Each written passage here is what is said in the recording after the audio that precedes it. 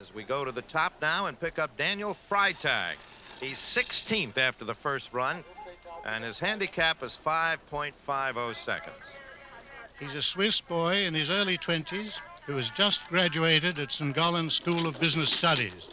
He's in his second year as a rider and is a keen and ambitious young fellow. Now gone back into the kamikaze position, which is dangerous, and he's fallen back there, gone on back onto the ride to get through Curzon, Brabazon, Yes, barely and getting Toma. through them, Very low on Toma indeed, Jack. Yes, very low indeed.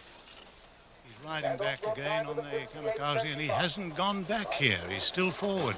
That's going back now. Oh, my goodness, Lord, he's off the course. hell. Oh. Where did he hit? Did he hit the bridge? Far too far. And there he is on the other side, and as people are rushing over now, it looks like he's in water over there. There's a creek there. That's why the bridge is there. Nani's Bridge. Now we're looking at it from another angle, from the reverse angle. Oh, my. Daniel Freytag, out of control, has left the course. And they're trying to get to him. They're not to him yet. Let's take a look at it in slow motion and see why it happened. Ronnie, he's out of control here, isn't he? Going very fast down here, and he's not back. He's forward and just starting to go back now on the rise. That is very late. No hope in making it. And there he goes up off the left side. And what's he hit? He looks like he hits the bridge there with his head, the side of his head. Well, they've reached him. And they're crying for a helicopter. Helicopter! Helicopter!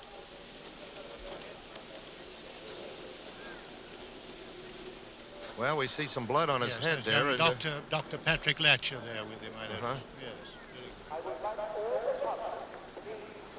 Now, of course, the competition has been halted till we find out what we can get a report here on him. We'll get him clear first, yes. The stretcher is there. I'll tell you, these rescue workers didn't waste any time. Have you ever seen a more spectacular spill here, Ronnie? I've seen a number of spills. Yeah, but that is a very early one. I've not seen. I was a little earlier at one time. Where did you go off? Out of Brabazon and into Toma. Didn't do me much good either. Put me into hospital for a while. Now the helicopter arriving. It'll get down as close as it can to the course. We understand they'll take him down to the hospital in Samadon, which is a village just down the valley. Yes, this doctor will examine him and then decide maybe what they will do. I'm sure of that. Is that a particularly dangerous part of the course, Ronnie? Well, not usually, no. The people take the warning and go back early there. Well, let's take another look at it from further up this time when we can see even here he's out of control a bit. Well, there's a little inexperience shown there. He's wide and late off Curzon, late off Brabazon, enters low into Toma, keeping very low indeed, and then a late off the corner of it and hitting the side.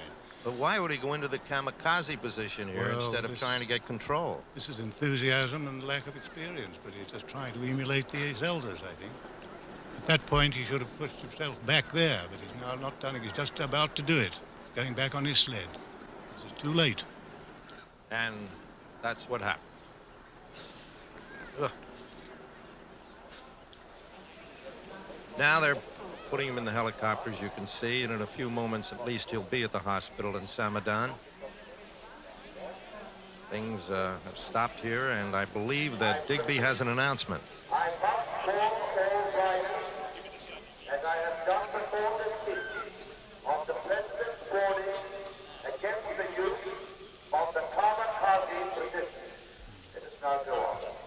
Well, the competition will continue, according to Digby, and he warns about that kamikaze position, as you, Mr. President, have done all along, haven't you? Yes, I've always been a little bit concerned about it, because it's the young that aren't experienced enough to handle it properly.